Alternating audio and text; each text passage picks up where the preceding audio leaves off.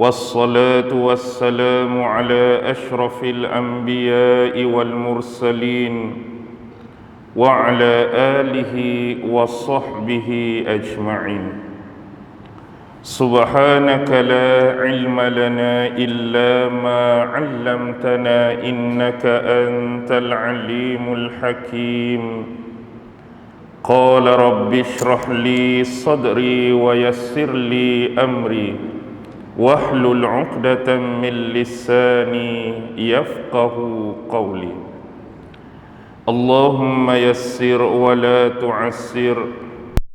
اللهم صل على سيدنا محمد وعلى آله وصحبه وسلم ولا حول ولا قوة إلا بالله العلي العظيم. أما بعد.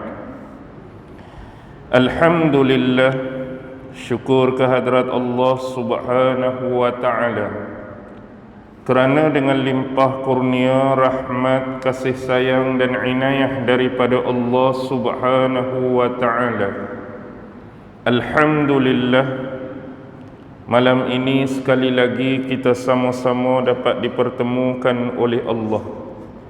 Dan mudah-mudahan pertemuan ini senantiasa beroleh rahmat, adanya barakah dari sisinya insya-Allah.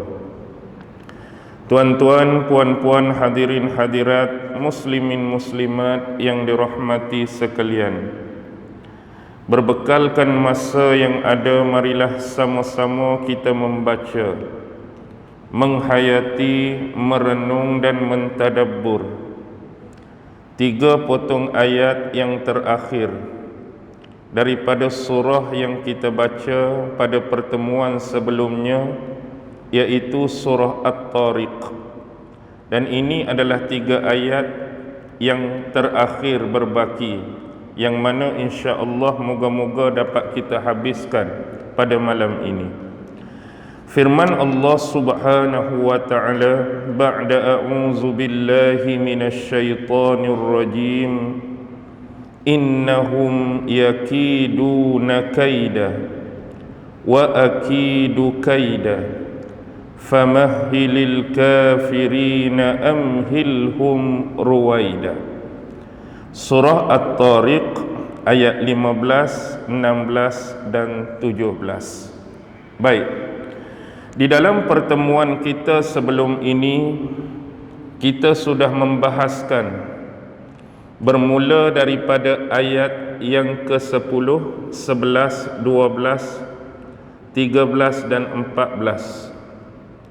Antara lain sebagai bentuk revision, peringatan dan ulangan kembali, untuk lebih memudahkan kita memahami dan menghubungkan apa yang telah kita pelajari sebelum ini dengan apa yang akan kita belajar dan tafsirkan pada malam ini insya-Allah. Ayat sebelum ini berbicara mengenai was-samaa'i zatir raj' wal ardi zatis sad' innahu laqaulun fasl wa ma huwa bil hazl. Demi langit yang menurunkan hujan dan bumi yang menumbuhkan tumbuh-tumbuhan, innahu laqaulun fasl, sesungguhnya Al-Quran adalah benar-benar firman Allah yang memisahkan di antara yang hak dan batil. Wa ma huwa bil hazl, dan bukanlah Al-Quran barang senda gurau, barang main-main.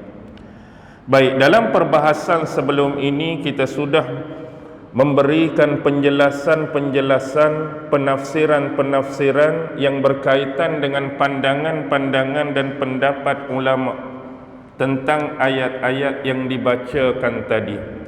Dan ada juga bentuk kinayah, perlambangan yang sudah kita contohkan dalam pertemuan sebelum ini. Tetapi pada malam ini ada sedikit penambahan. Sebagai contoh, ada satu riwayat yang diriwayatkan daripada Hammad bin Usamah telah menceritakan kepada kami Buraid bin Abdullah daripada Abu Burdah, daripada Abu Musa, daripada Rasulullah sallallahu alaihi wasallam. Hadis ni adalah satu hadis yang cukup panjang, tapi saya jelaskan kepada tuan-tuan dan puan-puan dalam bentuk pemaknaan.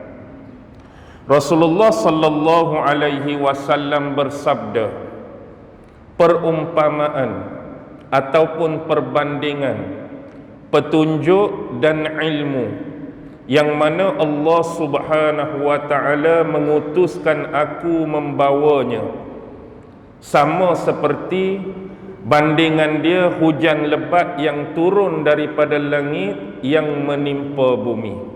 Ingat perkataan ni, perbandingan ataupun perumpamaan, petunjuk dan ilmu yang mana Allah Subhanahu wa taala mengutuskan aku untuk membawanya, sama seperti hujan lebat yang turun daripada langit yang menimpa bumi. Jadi bila air hujan turun menimpa bumi, Rasulullah menjelaskan jenis-jenis bumi yang menerima air hujan tersebut. Ada beberapa jenis dan bentuk bumi. Antaranya yang pertama, Rasulullah menjelaskan jenis bumi yang diberi nama naqiyah. Naqiyah. Bagaimana sifat tanah, sifat bumi yang diberi nama naqiyah?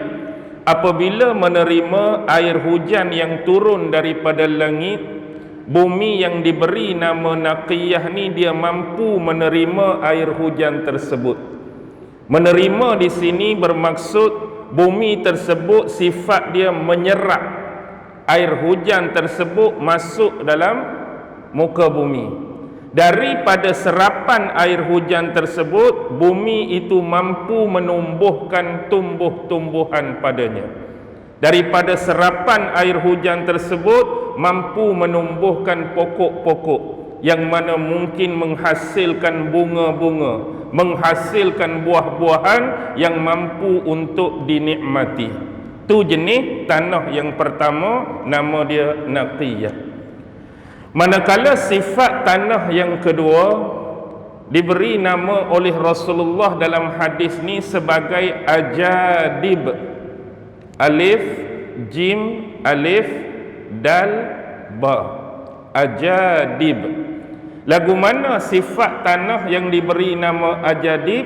Bila dia menerima turunnya air hujan, sifat tanah ajadib ni dia tak sama macam hak pertama.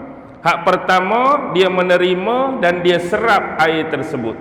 Tapi hak nombor dua ni, bila dia terima air, dia tak boleh nak serap air. Cuma hak dia boleh buat, dia hanya mampu menakung air tersebut. Jadi tanah tu hanya mampu menakung air, tapi tak mampu nak menyerap air masuk dalam dia. Jadi daripada air yang bertakung itulah dapat dijadikan sebagai sumber minuman, dapat dijadikan sebagai minuman bagi ternakan, dapat dijadikan sebagai kegunaan untuk perkara yang lain. Itu sifat tanah yang kedua yang namanya ajadib. Manakala yang ketiga, Rasulullah menggambarkan satu lagi jenis tanah, jenis bumi yang nama dia qi'an. Qi'an, qaf, ya, ain, alif, nun. Qi'an. Lagu mana sifat jenis tanah qi'an ni? Bila air hujan turun menimpa dia, dia tak ada sifat menyerap macam yang pertama, dia tak ada sifat menakung macam yang kedua, tapi dia ni jenis tanah yang gersang, tanah yang keras sungguh. Bila sifat dia gersang, bila sifat dia keras, maka bila air hujan turun, dia tak serap, dia tak takung, tapi dia meleleh pergi tempat lain. Seolah-olah tak menerima serapan, tak menerima takungan, dia meleleh pergi tempat lain. Okey, itulah tiga gambaran jenis tanah yang disabdakan oleh Rasulullah dalam hadis ni. Bila menerima penurunan air hujan terhadap jenis-jenis tanah tersebut. Sebenarnya ini adalah bentuk ramziyah. Dalam bahasa Arab disebut sebagai perlambangan. Hari ini bahasa moden kita sebut sebagai bentuk analogi. Apa dia? Ayat yang kita baca sebelum ni, was-sama'i dzatir raj', demi langit yang menurunkan hujan, wal ardi dzatis sad', demi bumi yang menumbuhkan tumbuh-tumbuhan. Ayat ni analogi dengan hadis tadi ialah hujan yang turun tu seumpama wahyu daripada Allah Subhanahu wa taala yang diturunkan daripada langit sebagai bentuk rahmah, sebagai bentuk kebajikan, sebagai bentuk kebaikan, sebagai bentuk petunjuk dan hidayah kepada manusia. Sama seperti sifat hujan untuk bumi. Hujan yang Allah turunkan untuk bumi pun rahmah ada, kebajikan ada, kebaikan ada, kegunaan untuk manusia. Jadi analogi di sini hujan yang turun sama seperti wahyu yang Allah turunkan melalui Jibril kepada Nabi Muhammad. Tujuan dia untuk apa? Sebagai petunjuk, sebagai hidayah, sebagai syariat dan sumber berhukum bagi seluruh manusia. Jadi manusia tu diibaratkan seperti tanah yang menerima air hujan. Dan bila sebut tanah digabungkan dengan apa yang disabdakan oleh Rasulullah, ada 3 jenis tanah bila menerima respon daripada hujan yang turun. Begitulah perumpamaan jenis hati dan dada manusia. Apa respon bila menerima wahyu, bila menerima ilmu daripada Allah Subhanahu wa taala? Jenis manusia yang terbaik sama sifat dia seperti tanah yang nama dia naqiyah tadi. Apa sifat tanah naqiyah tadi? Bila turun hujan, dia akan serap dan mampu menumbuhkan tumbuhan padanya. Inilah jenis manusia yang terbaik bila dia menerima wahyu daripada Allah, bila menerima ilmu dan pengetahuan daripada Allah. Manusia sifat yang sama seperti tanah tadi, dia bukan mampu menyerap tapi mampu menumbuhkan tumbuhan. Dengan kata lain, ilmu yang dia dapat, ilmu yang dia serap, ilmu yang dia terima mampu memberikan manfaat untuk dirinya sendiri, dan juga ilmu tersebut dia gunakan untuk memanfaatkan kepada manusia yang lain. Jadi inilah sebaik-baik manusia yang digambarkan dalam analogi ni. Terima wahyu, terima ilmu, terima pengetahuan, benda tu jadi manfaat untuk diri dia, jadi panduan untuk diri dia, jadi bekalan untuk diri dia, jadi sumber ilmu, jadi sumber ibadah, jadi sumber berhukum, bukan setakat untuk diri dia, tapi dia mampu memanfaatkan pada orang lain. Dia sebarkan, dia ceritakan, dia dakwahkan, dia bicarakan. Baik, tu yang pertama. Manakala jenis manusia yang kedua ni sama seperti tanah hak nama ajadib tadi. Dia tak boleh nak serap air, tapi dia hanya mampu menakung air. Ni antara level dan tingkatan manusia jenis yang kedua. Dia mampu takung saja. Dengan kata lain, bila dia menerima wahyu, dia menerima ilmu dan pengetahuan daripada Allah, dia hanya mampu untuk memanfaatkan benda tersebut untuk dirinya sahaja, dirinya semata-mata. Tetapi tak ada lagi kemampuan pada dia untuk menyebarkan pada orang lain. Ni kira bagus dah tu. Sekurang-kurang hak dia terima, hak dia dapat tu ada manfaat untuk diri dia, walaupun kadar dia tak mampu lagi nak sebar, nak dakwah, nak cerita pada orang lain. Tapi hak paling sadis, hak paling hina jenis manusia lagu mana? Hak tanah yang nombor 3 Rasulullah habaq, ki'an. Serap ayak pun tak boleh, takung ayak pun tak boleh. Bila turun hujan, dia berlari, dia meleleh pergi tempat lain. Ni jenis manusia yang hati dia keras, hati dia gersang, hati dia tandus. Bila berhadapan dengan wahyu Allah, bila diberikan ilmu dan pengetahuan, seolah-olah gambaran dia tak mau mengangkat kepala dia pun, seolah dia menafikan, tak mau terima benda yang disampaikan kepadanya. Jadilah seperti tanah tadi. Dia bukan sahaja tak mampu untuk memanfaatkan hal tersebut pada diri dia, malah lebih jauh dia tak mampu nak memanfaatkan sesuatu pun kepada orang lain. Jadi berbalik kepada hal tersebut, kita kita tengok kepada jenis tanah yang terakhir. Inilah yang Allah nak gambarkan dalam 3 ayat terakhir, 3 ayat seterusnya. Bila Allah sebut innahum, sesungguhnya mereka. Mereka tu, dhamir tu kembali kepada kuffar Quraisy. Kafir-kafir Quraisy yang pernah hidup semasa dan sezaman dengan hayat Nabi Muhammad sallallahu alaihi wasallam. Bila Nabi mendakwahkan agama Islam kepada mereka, bila Nabi membacakan ayat-ayat Al-Quran kepada mereka, apa tindak balas mereka? Apa respon mereka? Apa refleks mereka terhadap dakwah dan bacaan ayat-ayat Al-Quran tadi? Mereka terima dengan hati yang terbuka, mereka terima dengan hati yang senang, atau mereka melakukan kontra, menolak, menafikan apa yang disampaikan oleh Rasulullah pada mereka. Inilah jenis sifat tanah yang ketiga. Hak jenis keras kepala, orang Kelantan cakap keras king. Jenis payah nak berbicara, payah nak bercakap, tak mau buka otak dia, tak mau buka minda dia untuk menerima sesuatu yang berbeza daripada apa yang dia faham, apa yang dia pegang, apa yang dia bawa sebelum ni. Sedangkan hak didakwahkan oleh Nabi, itulah kebenaran yang sebenar, itulah kebenaran yang sejati, berbanding dengan pegangan batil, pegangan yang salah tentang agama, tentang Allah, tentang syariat sebelum ni. Ni sebagai contoh, kita buat sedikit revision sekali lagi. Bayangkan apa yang mereka pegang sebelum ini, yang mereka anggap sebagai agama nenek moyang, yang mereka anggap mereka ni ambil daripada Nabi sebelumnya, Nabi Allah Ibrahim, Nabi Allah Ismail. Mereka anggap itulah mereka pegang, itulah kebenaran. Tetapi jelas gambaran-gambaran sejarah menyebutkan sebaliknya.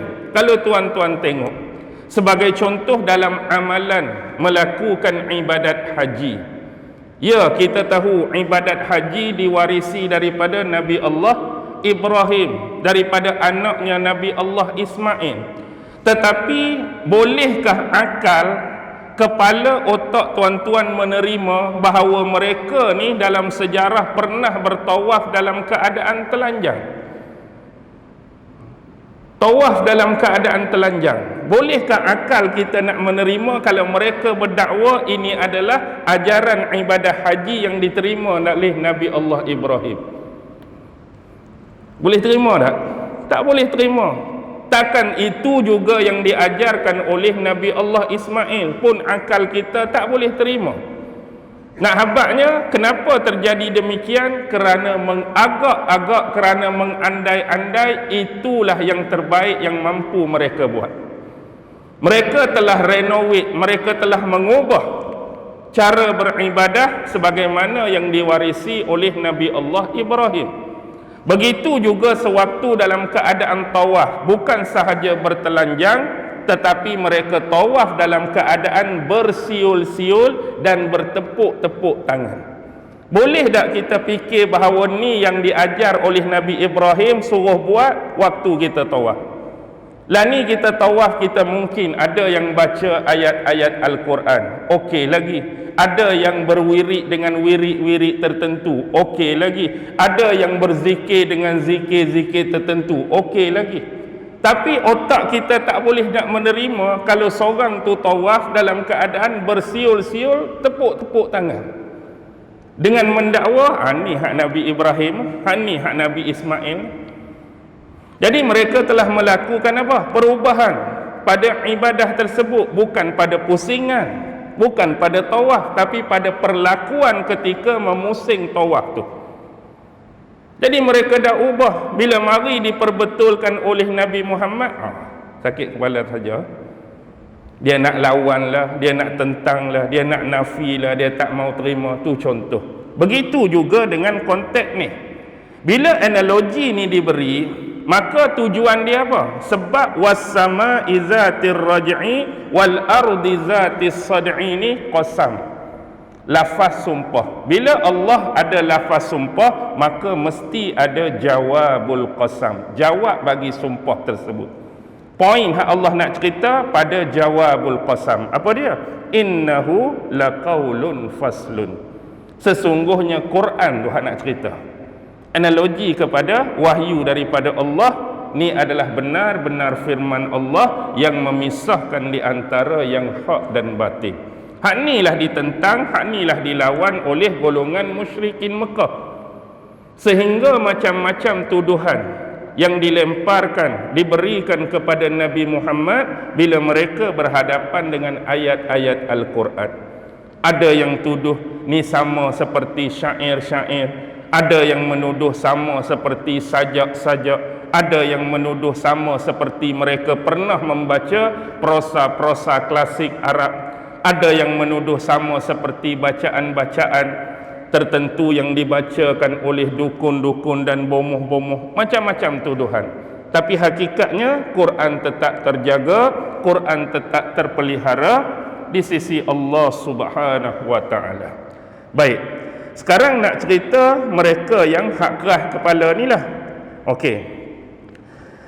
Innahum yakiduna kaida. Sesungguhnya, hum tu sebagaimana yang saya sebut kembali kepada mereka. Ada yang menterjemahkan hum musuh-musuh Allah. Masih lagi boleh diterima secara umum. Tapi secara spesifik banyak tafsir yang menyebutkan hum dhamir tu kuffar Quraisy. Kafir-kafir Quraisy. Apa yang mereka buat? Yakiduna kaida. Mereka telah merencanakan tipu daya yang jahat dengan sebenar-benarnya. Jadi kalimah kaid, yakidu kaida, kaidu, kaf ya da tu adalah perancangan, tipu daya. Selalu dalam ayat-ayat sebelumnya kita berjumpa kalimah perancangan-perancangan daripada musuh ni Allah guna perkataan makar. Mim kaf ra. Kita selalu jumpa ayat wa makaru wa makarallah wallahu khairul makirin. Mereka musuh-musuh Allah merancang, Allah pun merancang, dan Allah sebaik-baik perancang. Selalu kita jumpa kalimah makar, perancangan juga. Tapi malam ni kita bertemu dengan kalimah kaid. Tapi sifat kaid ni dia lagi dalam, kerana dia jenis perancangan, dia jenis tipu daya yang cukup jahat terhadap orang yang dia nak khianat, terhadap orang yang dia nak anaya. Benda yang cukup besar. Contoh, selain daripada surah ni kita boleh nampak kat mana perkataan kaid. Kita akan nampak nanti surah yang nak penghujung, cerita pasal tentera bergajah yang dipimpin oleh Abraha waktu mereka datang ke bumi Mekah nak hancurkan Kaabah. Allah guna kalimah yang sama, kaid. Alam tara kaifa fa'ala rabbuka bi ashabil fil alam yaj'al kaidahum. Tu kalimah kaid, tipu daya, perancangan jahat mereka. Allah guna di situ bukan kalimah makar tapi kalimah kaid. Alam yaj'al kaidahum fi tadlil. Baik. Di sini ada sedikit perbahasan. Walaupun ada sebahagian ulama tafsir yang menspesifikkan, mengkhususkan apa perancangan yang jahat tu. Tapi sebahagian yang lain ada yang menyebutnya secara umum. Jadi kita ambil beberapa perkara yang kita boleh ingat, hak mudah-mudah sepanjang sejarah. Apa yang pernah berlaku kepada Rasulullah dan para sahabat. Sebagai contoh kita kata, dalam sejarah mereka pernah cuba memberikan suguhan ataupun suapan, dengan kata lain menawarkan sesuatu kepada Nabi Muhammad sallallahu alaihi wasallam dengan imbalan, dengan pertukaran, Rasulullah kena berhenti daripada menjalankan misi dakwah baginda. Antaranya yang kita boleh lihat, golongan musyrikin Mekah ni pernah menawarkan harta dan kekayaan kepada Nabi Muhammad. Antara kaedah yang mereka pernah buat, mereka kata kami akan ambil sedikit daripada harta-harta kekayaan yang dimiliki oleh golongan-golongan bangsawan, golongan-golongan elit, golongan-golongan kaya mereka. Maksudnya cari hak kaya-kaya, ambil hak kawan ni sikit, ambil hak kawan ni sikit, ambil hak kawan ni sikit, sehingga hak sikit-sikit diambil tu bila dihimpunkan, harta hak dihimpunkan tu akan diserahkan kepada Nabi Muhammad, yang menyebabkan Nabi Muhammad akan menjadi yang terpaling kaya di antara mereka. Tapi ada syarat lah. Hak mana? Hak kita sebut tadi, ambil harta ni, kamu jadi paling kaya. Syarat dia berhenti berdakwah, berhenti bercakap pasal Islam. Nabi berhenti ke tak? Nabi tak berhenti. Nabi tak terima pun tawaran tu, walaupun menjadi manusia yang paling kaya dan berharta pada waktu tu. Ada juga mereka cuba menyuap dan menawarkan wanita. Kalau Nabi nak wanita, kalau Nabi nak perempuan, kami akan berikan wanita yang dianggap paling cantik di Mekah pada waktu tu. Dan kalau orang bertanyakan, siapakah yang memiliki wanita yang paling cantik, paling indah, paling anggun, pasti orang akan menjawab, Muhammadlah pemiliknya. Nabi terima ke tolak? Syarat dia sama, berhenti berdakwah, berhenti bercakap pasal Islam ni. Nabi terima? Nabi tak terima. Dan ada beberapa lagi tawaran yang mereka buat dari sudut nak bagi jawatan. Kami akan menjadikan kamu ketua, kamu jadi pemimpin, kamu jadi raja di Mekah. Syarat dia berhenti. Kami duduk bawah kamu tak apa. Kami jadi sekadar AJK pun tak apa. Dia tak sebutlah AJK tu, saya yang sebut, nak bagi mudah faham. Jadi sebab apa Nabi tolak? Sebab tu bukan tuntutan. Kerana Nabi menyampaikan dakwah Islam ni kerana amanah, kerana tanggungjawab. Kerana dalam Islam yang Nabi bawa tu supaya manusia mengenal dan mengerti siapakah penciptanya yang sebenar. Sebab manusia ni dah tak mengerti, terumbang-ambing, keliru, samar-samar di antara bercampurnya kebenaran dan kebatilan pada waktu tu. Zaman pun disebut dengan nama zaman jahiliyah. Jadi marinya wahyu daripada Allah ni nak suruh Nabi ni sebagai bentuk amanah dan tanggungjawab, perkenalkan Tuhan tu siapa hak sebenarnya. Allah hak kita wajib sembah, Allah hak kita wajib patuh, Allah hak kita wajib taat tu siapa dia? Apa syariat dia? Apa perintah dia? Apa larangan dia? Nak suruh manusia kenal betul. Itulah kebenaran yang Nabi nak bawa. Jadi kalaulah Nabi termakan dengan harta tadi, kalaulah Nabi termakan dengan wanita tadi, kalaulah Nabi termakan dengan pangkat tadi, maka usaha ini akan selesai dan berkubur. Tak ada lah. Tapi bukan tu tujuan dia. Sebab tu sama seperti dakwah yang kita buat pada hari ini. Bukan tujuan dia harta, bukan tujuan dia wanita, bukan tujuan dia pangkat dan sebagainya. Sekadar memberikan penjelasan berkaitan dengan agama Allah Subhanahu wa taala. Itu contoh antara yang mereka pernah buat pada Nabi. Antara lain ada yang mengkhianati dan menzalimi Nabi. Ni tuan-tuan pun tahulah banyak kisah bagaimana Nabi dizalimi, Nabi dibuat khianat, Nabi dibuat jahat. Tengok contoh jiran-jiran terdekat Nabi. Tuan-tuan mesti tahu dalam sejarah ada di antara mereka yang pernah buat apa? Pi buang najis, pi buang kotoran-kotoran depan rumah Nabi. Ambil najis, ambil kotoran dalam perut-perut binatang yang disembelih, pi letak depan pintu rumah Nabi. Ada sebahagiannya pi, kalau orang Kelantan dia sebut lesek. Lesek kat dinding tu. Sini dia sebut apa tah? Saya nak Calik kat dinding kau. Ni perbuatan apa? Ni kita panggil perbuatan khianat lah. Sedangkan hidup berjiran, hidup bersama, tapi kerana tak suka dengan Nabi, tak suka dengan dakwah Nabi, walaupun mungkin ada hubungan kekeluargaan. Contohnya daripada pak saudara dia sendiri, Abu Lahab dan isteri dia. Isteri dia pun kadang-kadang buat onar juga. Buat apa? Kadang-kadang menghalangi, meletakkan halangan-halangan, meletakkan duri-duri di jalanan laluan yang Nabi nak pi ke masjid. Apa cerita ni?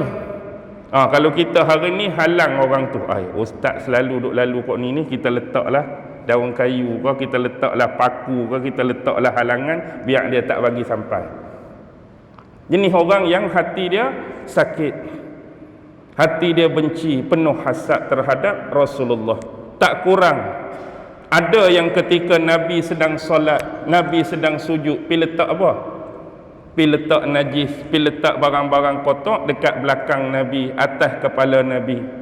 Abu Jahal pun pernah cuba mengangkat seketul batu nak hempak atas kepala Nabi, tapi Nabi diselamatkan. Ada yang jenis cubaan nak meludah Nabi. Contoh seperti sepupu baginda. Siapa sepupu baginda? Anak Abu Lahab lah, Utaibah. Anak Abu Lahab ni dia ada 3 orang. Pertama nama dia Utbah, yang kedua nama dia Utaibah, yang ketiga nama dia Mu'attab. Semua kosakata dia Ain, Ta, Ba. Utbah, Utaibah, Mu'attab. Jadi dalam sejarah dikatakan hak sulung dengan hak ketiga tu kemudian hari masuk Islam lah. Utbah dengan Mu'attab, Utaibah tu. Utaibah ni dengan Utbah tu, dua-dua tu bukan setakat sepupu Nabi, tapi dua-dua tu menantu Nabi. Dalam sejarah sebelum Nabi Muhammad diangkat jadi Rasul ni, mereka pernah berkahwin masing-masing dengan anak Nabi yang nama Ummu Kulsum dan Ruqayyah. Waktu zaman jahiliah, waktu Nabi tak jadi Rasul, Utbah kahwin dengan Ummu Kulsum, Utaibah kahwin dengan Ruqayyah. Tapi bila Nabi diangkat jadi Rasul, Abu Lahab, bapak mereka tak suka. Jadi Abu Lahab provokasi mereka 2 orang ni supaya menceraikan isteri masing-masing. Jadi anak-anak Rasulullah diceraikan oleh mereka berdua. Tengok apa yang Abu Lahab buat dekat Nabi Muhammad. Bukan sahaja mereka 2 tu sepupu Nabi, bahkan anak menantu kepada Nabi. Ni nak cerita Utaibah. Pernah Utaibah di satu ketika dia dengar sahabat-sahabat Nabi hak masuk Islam tu, bila mereka dengar bacaan Al-Quran, wahyu yang turun pada Nabi, Nabi ajak pada mereka, mereka duk baca sama-sama mereka. Tiba-tiba dia panas telinga, tak suka nak dengar. Dia pergi marah kat mereka, kemudian pergi jumpa Nabi. Dia marah kat Nabi, dia tarik baju Nabi sehingga hampir terkoyak jubah Nabi. Dan ada cubaan dia cuba ludah Nabi, tapi nasib baik ludah dia tu tersasar, tak kena pada Nabi. Lepas tu dia buat cabaran pula.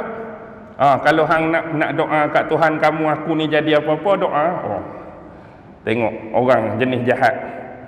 Akhirnya Nabi doa, Allahumma sallit kalban min kilabik. Maksudnya Allah hantarlah pada dia ni, buatlah apa-apa anjing daripada anjing-anjingmu. Tapi nanti hak mai anjing ke apa hak mai? Diringkaskan cerita, satu masa dia mengikuti rombongan golongan-golongan Quraisy ni pi ke Syam. Di Syam tu mereka berehat di satu tempat nama Zarqa. Dirikan kemah di situ, berehat malam tu. Tiba-tiba tak tahu mari mana ada seekor singa liar datang. Singa liar duk keliling kemah tempat depa berehat. Kawan ni tak boleh tidur. Dia kata, sudahlah ni, aku rasa aku kena doa Muhammad dah ni.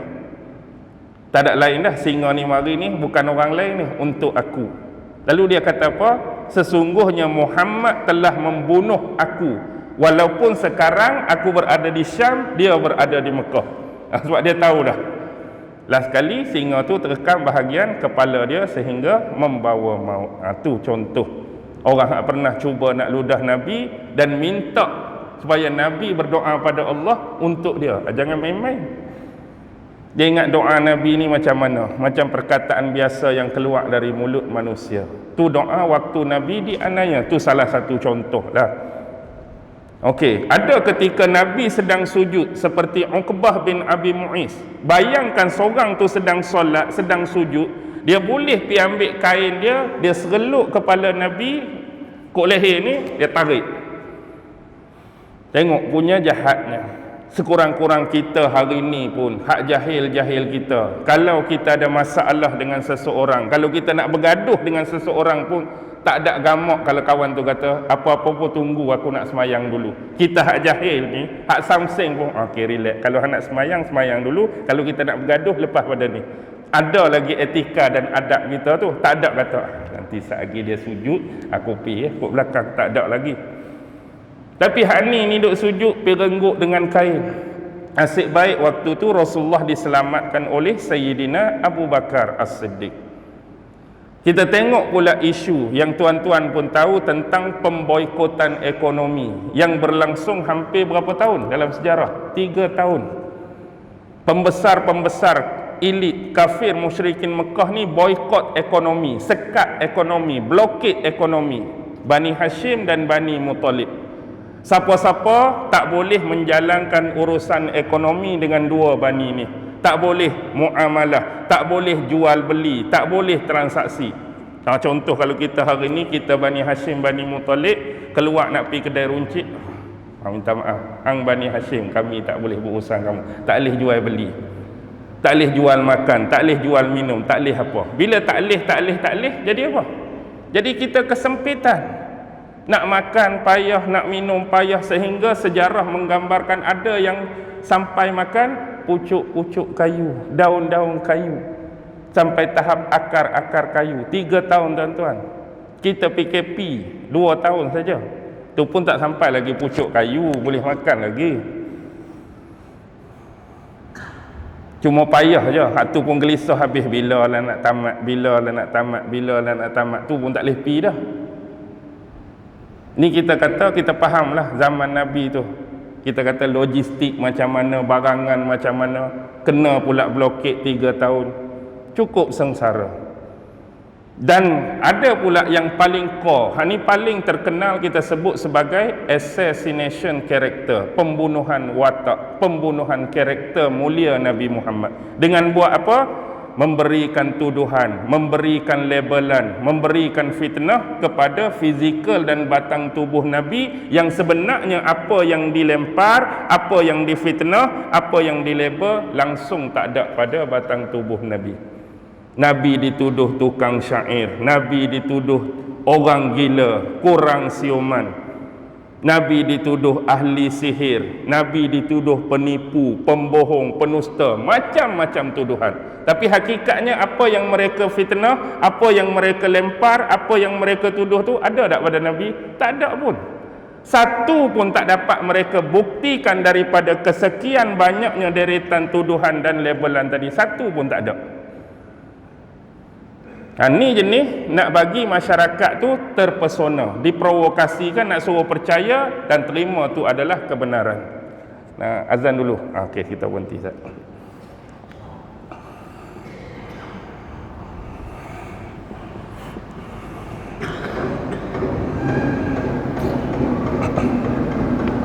Allahu Akbar.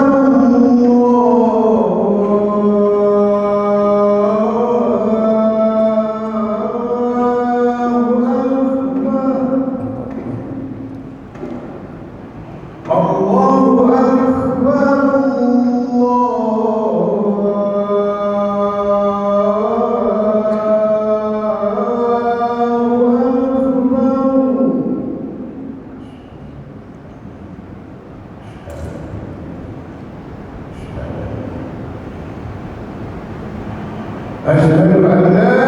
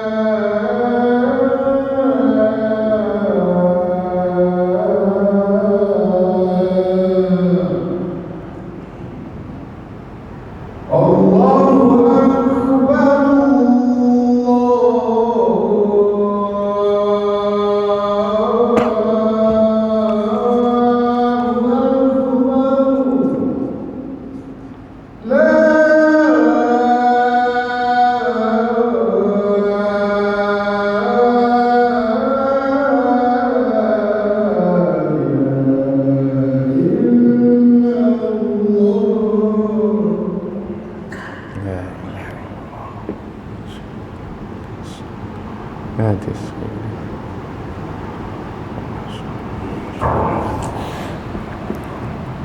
Baik, kita sambung beberapa minit lagi insya-Allah. Dan ada beberapa contoh lain yang terkait dengan Al-Quran itu sendiri. Bila mereka melakukan penafian dan penolakan terhadap Al-Quran, ada sampai tahap mereka minta kepada Nabi nak bagi mereka ni percaya Al-Quran tu benar-benar daripada Allah. Dalam surah tu disebutkan apa? Mereka minta Quran ni diturunkan daripada langit dalam bentuk lembaran-lembaran kertas yang siap tertulis. Daripada langit ni sekeping-sekeping, selai-selai-selai, yang terakhir tu jatuh depan muka mereka. Mereka boleh pegang, mereka boleh cek, mereka boleh pastikan, sungguh dah, baru kami beriman, baru kami percaya. Ada yang sampai tahap tu. Ada yang sampai tahap kalaulah Allah ni nak hantar Nabi atau Rasul pada mereka, tak mau manusia yang sama macam mereka.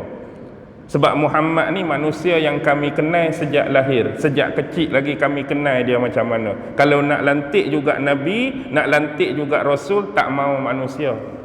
Kalau nak, kami nak dari kalangan malaikat. Action. Nak Nabi depa, Rasul depa dari kalangan malaikat. Allah bagi Nabi Muhammad tu sebenarnya nak memudahkan dah lah. Kamu tu manusia, penyampai dakwah kepada kamu pun manusia. Dia membacakan ayat-ayat, dia membacakan perkataan-perkataan yang bahasanya sama seperti kamu. Kamu bercakap Arab, Nabi baca dalam bahasa Arab. Kamu bercakap Arab, Nabi melagukan Al-Quran dalam bahasa Arab. Kalau nak ditunjukkan contoh-contoh tata cara ataupun praktikal dalam beribadah, dalam berwuduk, manusia dengan manusia senang nak tunjuk. Kalau nak ambil wuduk, basuh lagu ni, kamu boleh tengok apa Nabi buat. Kalau solat semayang pun semayang lagu ni, cara lagu ni, rukuk lagu ni. Kalau berniaga pun lagu ni cara dia, hak ni halal, hak ni haram. Kalau nak berperang ni adab dia, ni etika dia. Manusia macam kamu nak bagi senang. Cuba bayangkan kalau malaikat jadi rasul bagi kamu. Malaikat pula jenis makhluk yang kita anggap sebagai transparent, macam jin, setan, iblis. Jenis tak nampak. Lagu mana? Kebetulan kawan tu pula baca wahyu pukul 2 pagi, jumpa tepi kubur. Bismillahirrahmanirrahim. Was-samaa'i wat-tariq. 2 pagi tepi kubur. Tuan tak nampak. Siapa ni? Rasul kamu lah, hak kamu minta tu, malaikat. Sudah. Kawan tu pula tak nampak tengah malam. Lagu mana tuan-tuan? Senang ke susah? Susah. Lepas tu nak pergi tanya hukum pun kena cari dulu duduk mana Rasul kita ni, sebab tak nampak. Lepas tu nak tunjuk, ni aku duduk depan dah ni, jadi tu imam. Allahu Akbar. Allahu Akbar tu lagu mana keadaan dia masa Allah Akbar? Tak tahu. Dengar dia sebut Subhana Rabbiyal Azim, tapi lagu mana keadaan dia masa sebut Subhana Rabbiyal Azim? Kita tak tahu. Dia sebut Subhana Rabbiyal A'la, lagu mana keadaan dia waktu sebut tu? At-Tahiyya lagu mana? Sami Allah lagu mana? Jenis tak nampak. Senang ke payah? Susah. Tapi sebenarnya buat ayat macam tu, nak terima ke nak tolak? Nak tolak je sebenarnya. Nak tolak punya pasal. Kalau boleh manusia ni tak maulah nak malaikat. Dan kalaulah jenis tak nampak, ada tak campur tangan iblis dan syaitan? Boleh putar belik, manipulasi? Boleh. Sorang saja. Setan dengar contoh, dia baca ayat ni, hari ni aku nak menyamak, dia bukan nampak pun. Ni wahyu baru untuk kamu. Bismillahirrahmanirrahim. Baca ayat hak mengarut, hak dia reka sendiri. Ni wahyu kami baru terima. Semalam wahyu lain. Padahal hak yang kedua tu bukan daripada malaikat Rasul dah, tapi mungkin daripada jin, mungkin iblis, mungkin setan. Sorang saja. Banyaklah syubhah-syubhah mungkin boleh timbul. Sampai ada yang kata nak tolak punya pasal, kalaulah langit ni terbelah, langit terbelah, turun tangga daripada langit, turun 2 malaikat melalui tangga tu, dan malaikat tu mengkhabarkan dan mengesahkan, kalau ditanya sungguh ke, betul ke Muhammad tu adalah Rasul daripada Allah, langit terbelah, turun tangga, malaikat turun. Kalau malaikat mengesah pun, sungguh betul Muhammad tu adalah Rasul Allah yang benar. Aku tak percaya lagi. Benda tu tak berlaku, tapi nak habaq dia sendiri imagine benda tu, kalau jadi lagu tu pun aku tak percaya lagi. Nak habaq tolak punya pasal. Dan dia akan banyaklah rentetan sejarah hidup Nabi ni sampai kepada yang mereka muktamadkan. Apa dia sebenarnya? Peristiwa yang berlaku pada hari Sabtu akhir bulan Safar tahun ke-13 kenabian Nabi Muhammad sallallahu alaihi wasallam. Bila sebut tahun ke-13, Nabi duduk Mekah berapa tahun? Waktu Nabi berdakwah 13 tahun lah. Maksudnya hujung-hujung dah tu. Akhir bulan Safar, Nabi berhijrah Rabiul Awal. Nak cerita hari Sabtu akhir bulan Safar tahun ke-13 tu adalah meeting rahsia mereka, perancangan dan tipu daya mereka yang jahat terhadap Nabi Muhammad yang berlaku di Darun Nadwah. Di sinilah mereka bermesyuarat secara rahsia yang dianggotai hampir 100 orang, yang dijemput oleh Abu Jahal, 1, 2 atau 3 daripada keseluruhan suku-suku dan kabilah-kabilah yang berada di lembah Mekah. Panggil semua wakil-wakil yang paling dipercayai di kalangan mereka. Sebab mesyuarat ni penting, mesyuarat ni rahsia. Tak boleh pecah sebelum mesyuarat, tak boleh pecah dalam mesyuarat, dan tak boleh pecah selepas mesyuarat pun. Hantar hak sungguh-sungguh yang boleh dipercayai dari suku dan kabilah kamu. Hanya 2 yang dikecualikan, yang ada hubungan dengan Nabi. Geng Bani Hashim tak dijemput, geng Bani Muttalib tak dijemput. Cuma adalah seorang, iaitu pak saudara Nabi, walaupun dia Bani Hashim, walaupun dia Bani Muttalib, iaitu Abu Lahab. Tu pun bukan sebab atas dasar nama Bani Hashim, nama Bani Muttalib, atas dasar kawan rapat mereka. Jadi lebih kurang mesyuarat yang mereka mesyuarat tu, banyaklah agenda-agenda yang mereka buat sampai kepada muktamad nak bunuh Nabi tu.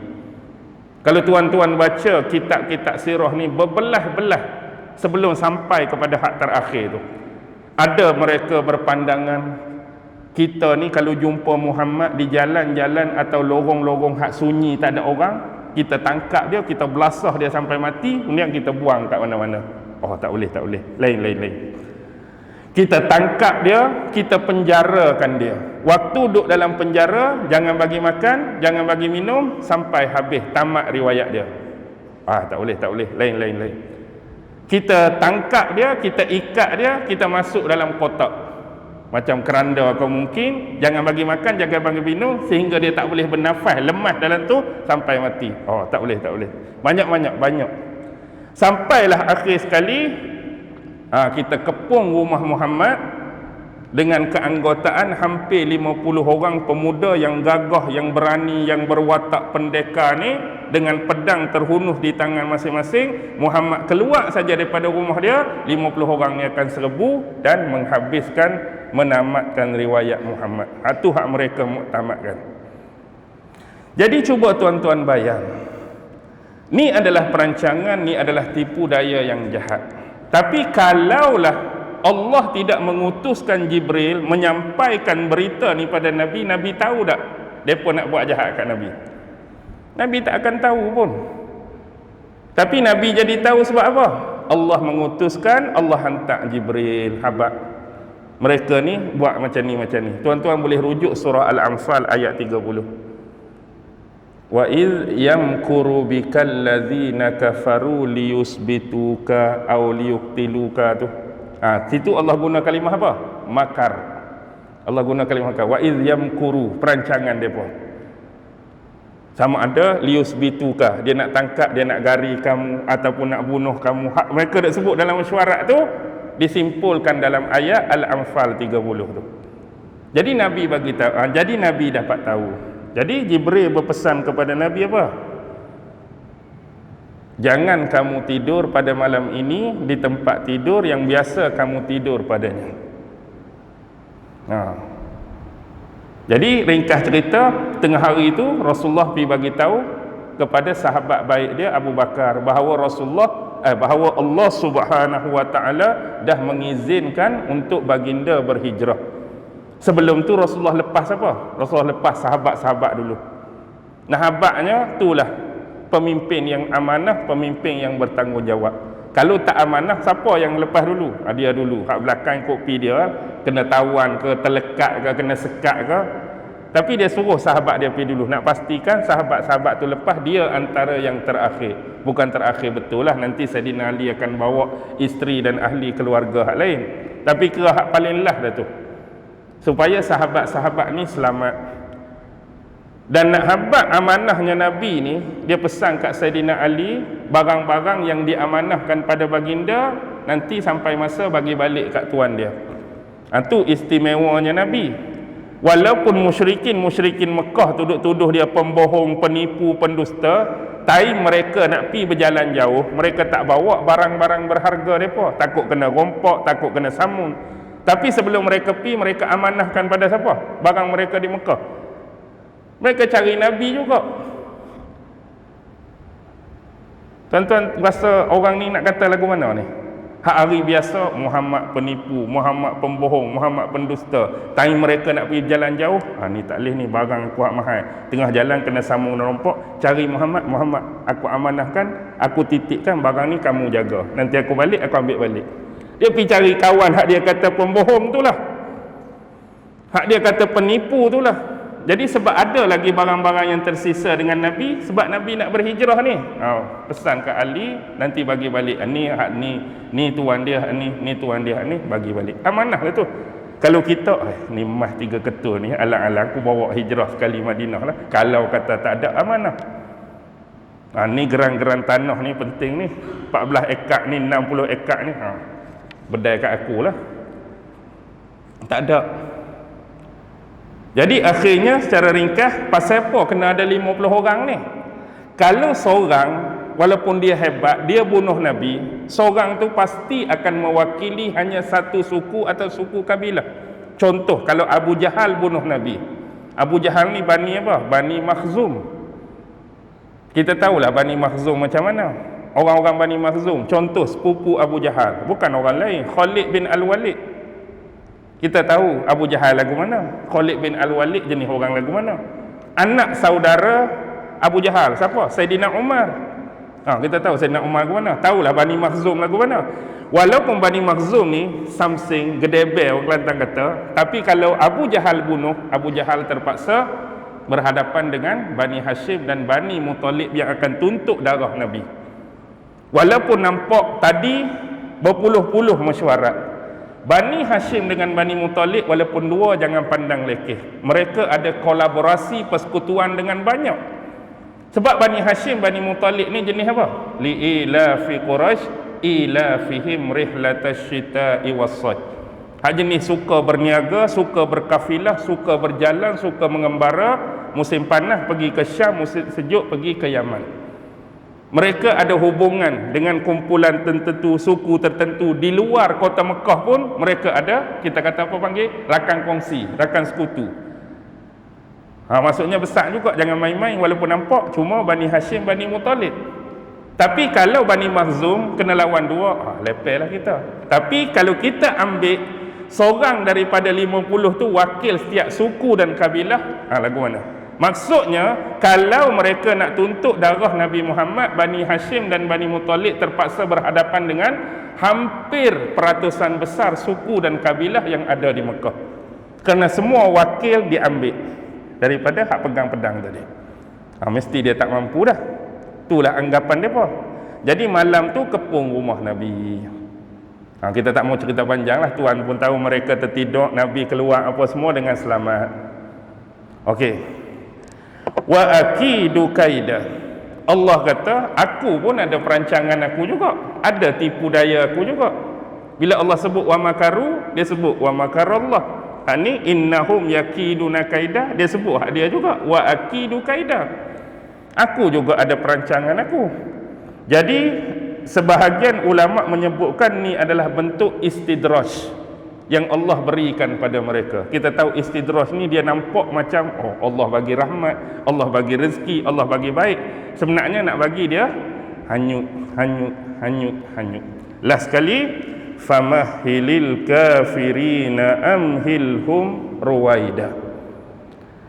Berilah tangguh kepada orang-orang kafir tersebut, amhilhum ruwaida, dan berilah mereka tangguh. Ruwaida ni barang sekejap, barang sebentar. Allah suruh Nabi Muhammad bagi penangguhan kepada manusia-manusia kafir ni, barang sekejap, barang sebentar. Sebab Allah ada apa?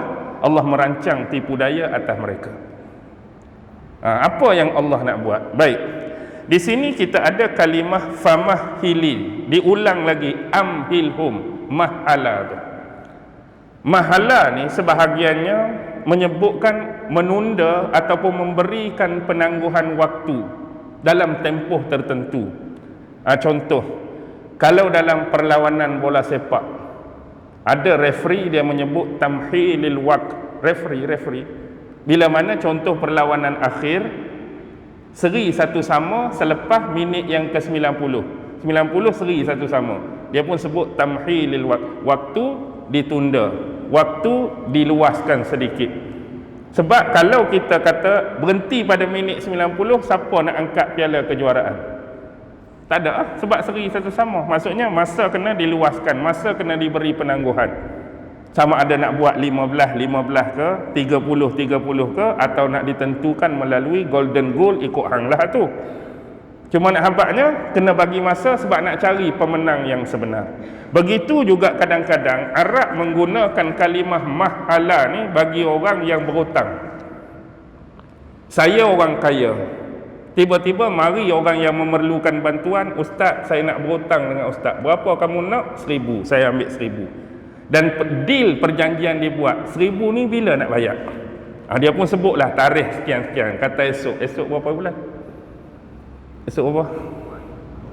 24. Kata ustaz saya akan bayar 1,000 ustaz balik ni hari Sabtu 24 bulan 6 2023. Okey, setuju. Maksudnya lepas pada ni dia mari balik, Allah ustaz, sampai ke hari Jumaat ni, malam ni lepas kuliah ustaz pun baru ada 800.5 ni. Lagu mana ni? Janji bila? Esok dah nak kena ni. Saya pun tak tahu dah, serabut kepala nak top up 150 lagi. Jadi mahala di sini, okey tak apalah. Aku bagi peluang, hang carilah mana-mana 150, minggu depan dah. Tu disebut mahala. Kita bagi masa sekejap, ruang waktu. Tapi yang special di sini, bila Allah Subhanahu wa taala yang minta Nabi supaya memberikan ruang tersebut. Sedangkan Nabi ni pihak yang dianiaya, pihak yang dizalimi. Kalau kita ambil secara ringkas, satu di atas, satu di bawah. Yang di atas yang memiliki, yang berkuasa. Biasanya orang yang memberi kesempatan kepada orang lain ni hak duk alik atas tu, hak ada kuasa, hak memiliki. Contoh macam kes referee tadi. Siapa yang paling berkuasa atas padang? Besar mana pun pangkat orang lain kena ikut referee pada masa tu. Prik, dia kata prik kena berhenti. Prik, kad merah pun ikut dia. Dia ada kuasa. Pemain walaupun dia kata dia betul, aku tak cantah dia tu, tak kira. Bila referee kata ni, hang kena terima. Macam juga saya dengan orang hak saya bagi hutang. Sepatutnya hak bagi penangguhan siapa? Orang hak memiliki, hak berkuasa. Tak pernah lagi kita dengar orang hak berhutang tu mari ustaz, disebabkan saya malam ni ada 850, saya tunda, saya tangguhkan seminggu lagi. Dia pula bagi tunda kat kita. Tak ada lagi logik lagu tu kan? Tapi hak ni hak dianiaya, hak dizalimi Nabi Muhammad dan sahabat. Kita kata hak rendah, patutnya depa hak bagi penangguhan tu. Kami pembesar-pembesar Quraisy, kami pemimpin-pemimpin elit, minta kamu berhenti daripada berdakwah, minta kamu berhenti daripada sebarkan Islam. Kami bagi masa sebulan lagi daripada sekarang, tak buat juga, kami kepung, kami bunuh kamu. Patut hak berkuasa, hak besar.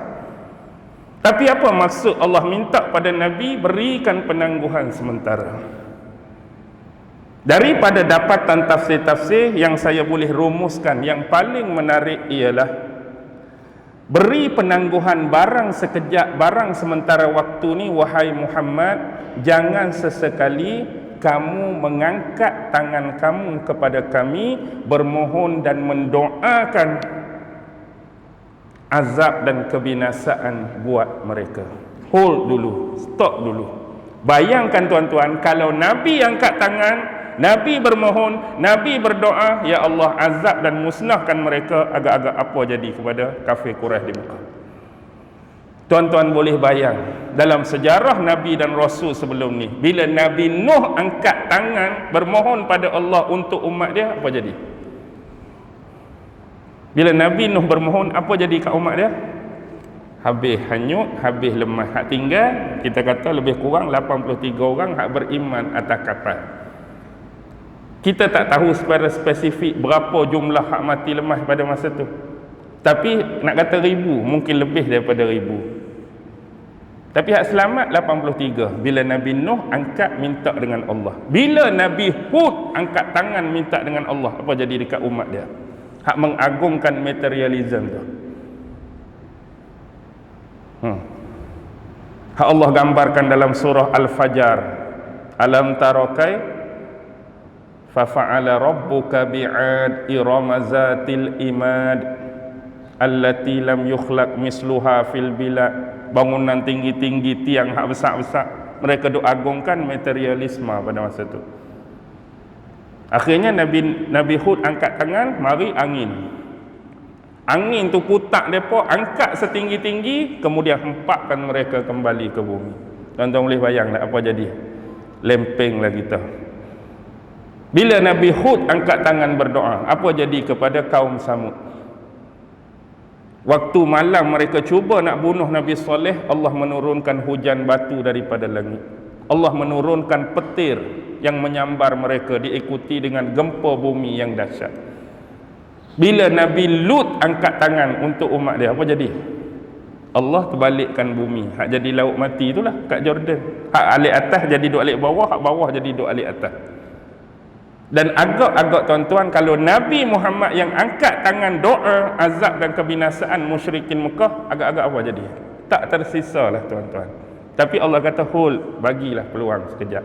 Sebab wa aqidu kaidah, Allah nak bagi kat depa nanti perang Badar. Jadi untuk peristiwa mereka nak bunuh Nabi, biar bagi Nabi lepas dulu. Bila Nabi pergi ke Madinah, apa Nabi buat? Secara ringkas Nabi buat 3 benda besar.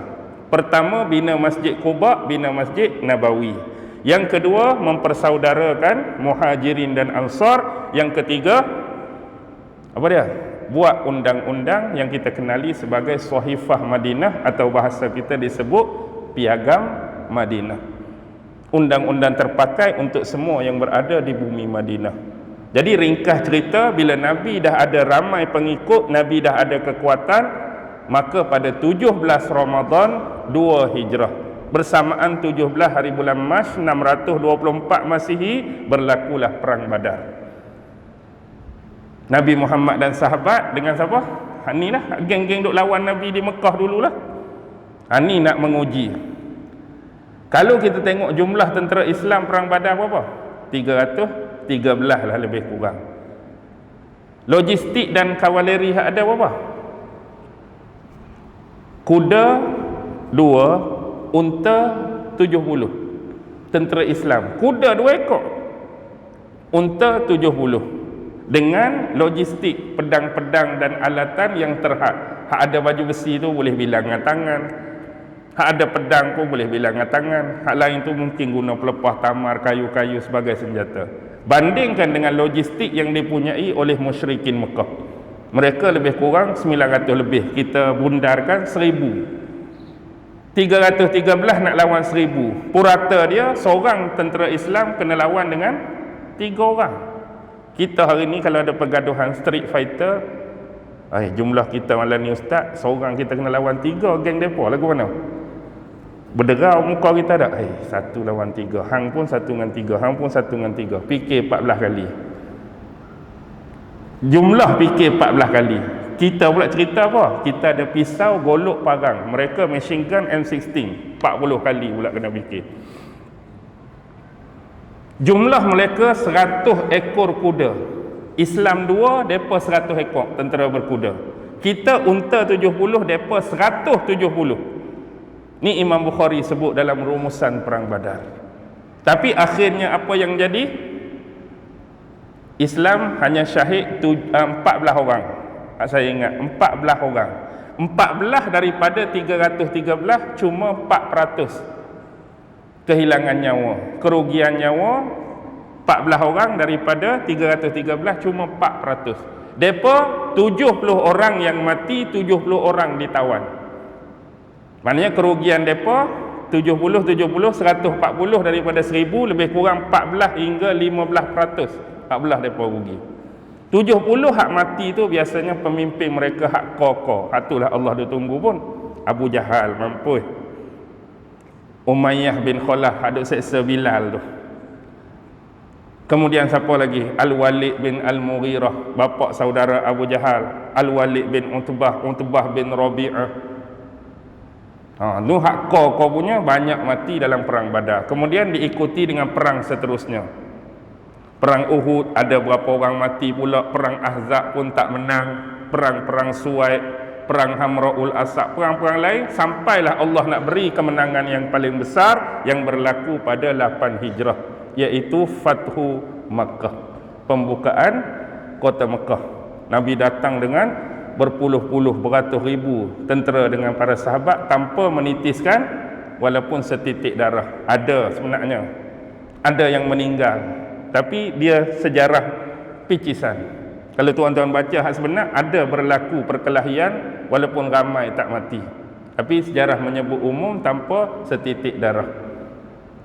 Dan waktu itulah Rasulullah berbai'ah dan Rasulullah memaafkan hampir totally lah kita kata kepada musuh-musuh. Walaupun pada masa tu kita boleh tengok blacklist yang Rasulullah bawa, ada beberapa belas nama yang di blacklistkan oleh Nabi. Jumpa orang ni, tangkap, hukum bunuh. Adalah 2-3 orang memang kena bunuh, tapi hak lain dimaafkan Nabi. Antaranya yang dimaafkan Nabi dalam sejarah yang terkenal ialah siapa? Hak bunuh pak saudara dia dalam perang Uhud. Pak saudara Nabi Hamzah terbunuh dalam perang Uhud. Siapa yang bunuh pak saudara Nabi tu? Wahsy kan? Wahsy ada senarai blacklist Nabi. Tapi Rasulullah memaafkan Wahsy. Tapi Nabi pesan dah, jangan melintas depan mata aku. Walaupun dia dimaafkan, dia antara sahabat yang tak boleh masuk dekat dengan Nabi, kena duk main jauh-jauh. Nabi pesan dah, jangan kamu melintas depan mata aku, sebab bila tengok kamu aku akan teringat kepada Hamzah, apa yang kamu buat pada Hamzah. Tapi dia membalas jasa Nabi tersebut, memaafkan dia dengan apa? Dengan tombak dia, dengan lembing dia. Dia kata apa? Dahulu dengan tombak dan lembing ni lah yang telah membunuh manusia yang paling mulia, merujuk kepada Hamzah. Dan hari ini dengan lembing dan tombak yang sama telah membunuh manusia yang paling celaka, yang paling durjana. Siapa dia? Dia bunuh siapa di kemudian hari? Nabi palsu. Itulah Musailamah Al-Kazzab, terbunuh di tombak dan lembing Wahsy hak bunuh Hamzah dulu. Itulah sejarah dia. Jadi bila itulah sejarah dia, habislah tu penafsiran kita malam ni pun. Famahilil kafiri na'amhilhum ruwaida. Itulah kemenangan besar umat Islam yang diberi oleh Allah, pembukaan kota Mekah. Bukan setakat ramai-ramai masuk Islam, bukan setakat totally dimaafkan oleh Nabi, tetapi 360 patung berhala hak sebelum ni berada di sekitar Masjidil Haram dan Kaabah, semuanya turut dibinasakan dan dihancurkan oleh Rasulullah buat selama-lamanya. Jadi kita berhenti di sini. Mudah-mudahan untuk pertemuan selepas ni kita kena cari surah bagus lah. Habis dah sana.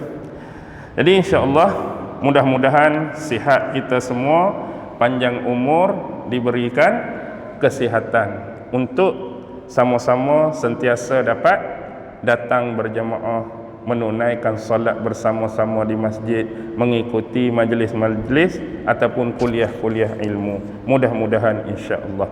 Wabillahi taufiq wal hidayah. Wassalamualaikum warahmatullahi wabarakatuh.